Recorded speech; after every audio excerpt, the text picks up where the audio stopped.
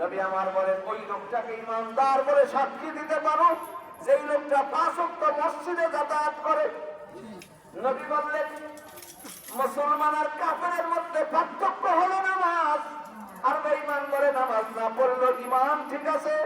এবার বলেন নবীর কথা সত্য না এই বদমাইশের কথা সত্য? নবীর কথা সত্য।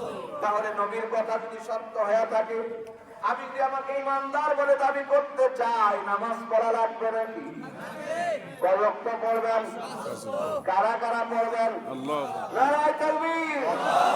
আয় মাওলা, এই ঐতিহ্যবাহী গোষ্ঠী ইসলামী মাদ্রাসার ময়দানে তোমার পাগলেরা হাত উত্তোলন করেছে, তোমার সাথে ওয়াদা করতেছে মালিক সবাইকে তুমি তোমার ওলি বানাইয়া নাও। এই জন্য বলতেছিলাম তিনি মাহফিলে কেন আসবেন, কথা বলতে বলতে কোন দিক থেকে যেন কোন দিক চলে গেলাম। আরে আবু বকর বলে আমিও তো মুনাফিক হয়ে গেছি। এবার হামজালা আর আবু বকর রাদিয়াল্লাহু তাআলা আনহুমা দুইজনে নবীর সামনে যায় বলতেছে আমরা দুজন মুনাফিক হয়ে গেছি। নবীজি বলেন কেমনে মুনাফিক হয়ে গেল? হযরত আবু বকর হামজালা বলে হুজুর আপনার সামনে ওয়াজ শুনলে মনটা যেমন থাকে, বাড়িতে গেলে তো মনটা কিছু পরিবর্তন হয়, তাহলে সামনে একরকম পিছনে আর একরকম আমরা মুনাফিক হয়ে গেছি।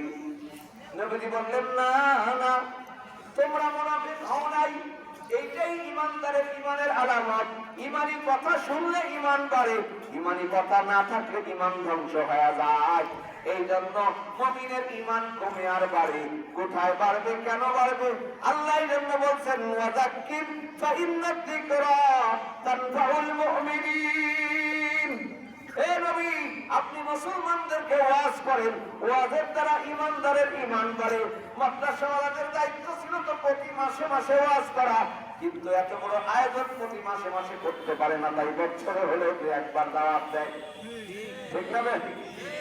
এই জন্য আমরা মাশাআল্লাহ আপনাদের প্রশ্ন চিঠি মাত্র ভরে যাইতেছে, এখনো বাইরে কতগুলো লোক রয়ে গেছে। এই জন্য বলতেছিলাম দোস্ত আল্লাহ পাক রব্বুল আলামিন এই গোষ্ঠী মাদ্রাসাকে এলাকার নাজাতের ওসিলা হিসেবে প্রেরণ করেছেন। কারণ কত ভাগ লোক এখান থেকে মানুষ হয়েছে, কত বড় বড় আলেম যারা হাজার হাজার আলেম সন্তান জন্ম দিতেছে। যদি একজন আলেম ওই জায়গা থেকে কবুল হয়ে যায়, এলাকাবাসীর নাজাতের জন্য যথেষ্ট হয়ে যাবে। কিয়ামতের ময়দানে আল্লাহ পাক রব্বুল আলামিন একজন হাক্কানি রব্বানি আলেমকে ডাক দিবেন, বন্ধু দুনিয়াতে কষ্ট করেছিলা, কুলু ওয়াশরাবু হানিআম বিমা আসলাফতুম ফিল আইয়ামিল খালিয়া। অতীত জীবনে যত কষ্ট করেছিলা, মায়ের খাইছিলা, জেল খাইছিলা, মাদ্রাসার কালেকশনে গেলে কত ধরনের গালি খাইছিলা, হক কথা বলার কারণে কত কথা শুনছিলা। আসো বন্ধু, এই তোমার অতীত জীবনের কষ্টের বিনিময় আমি তোমার জন্য জান্নাত বাজেট করে দিয়েছি। নুজুলাম বিমা কানু ইয়ামালুন। যাও তোমার মেহমানখানায় চলে যাও। এই আল্লাহর ওলি যখন মেহমানখানার দিকে রওনা দিবে, জাহান্নাম থেকে তার মা বাপ ডাক দিয়ে বলবে বাবা তুমি জান্নাতে যাও, আমাদের দিকে তো তাকাইলা না। মনটা বেজার হয়ে দাঁড়ায় যাবে। আল্লাহ বলবেন দোস্ত এখানে তো বেজার হওয়ার জায়গা না, কেন তুমি বেজার হইলা?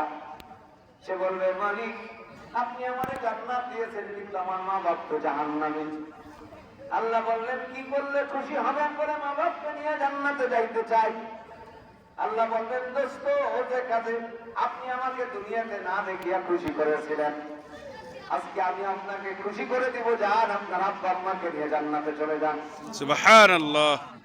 মা বাপকে নিয়ে যখন হাঁটা দিবেন, দাদা দাদি আর নানা নানি ডাক দিয়ে বলবে যাও তোমাদের ছেলে আলেম হয়েছে, হক্কানি আল্লাহওয়ালা হয়েছে, তোমরা জান্নাতে যাও, আমাদের কথা তো একটু ভাবলা না। মা বাপ দাঁড়ায় বলবে বাবা আমার মা বাপকে পিছন থেকে ডাকতেছে। আল্লাহর ওলি আবার বেজার হয়ে দাঁড়ায় যাবে। এবার আল্লাহ বলবেন বন্ধু এখন কেন বেজার? সে বলবে মা বাপ তো আসতে চাই, কিন্তু নানা নানি দাদা দাদি পিছন থেকে ডাকে। আল্লাহ বলবে নিয়ে যাও। এইভাবে একজন একজন করে শেষ মুহূর্তে একটা লোক বলবে আতারিফুনানি, আতারিফুনি, আপনি কি আমাকে চেনেননি?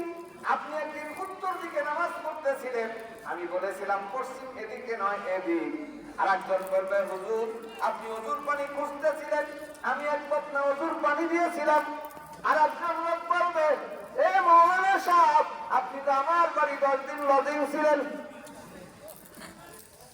এইভাবে যত লোক পরিচয় দিবে, সর্বনিম্ন যেই লোকটা সুপারিশ করবে 70,000 মানুষকে সুপারিশ করে জান্নাতে নিয়ে যাবে।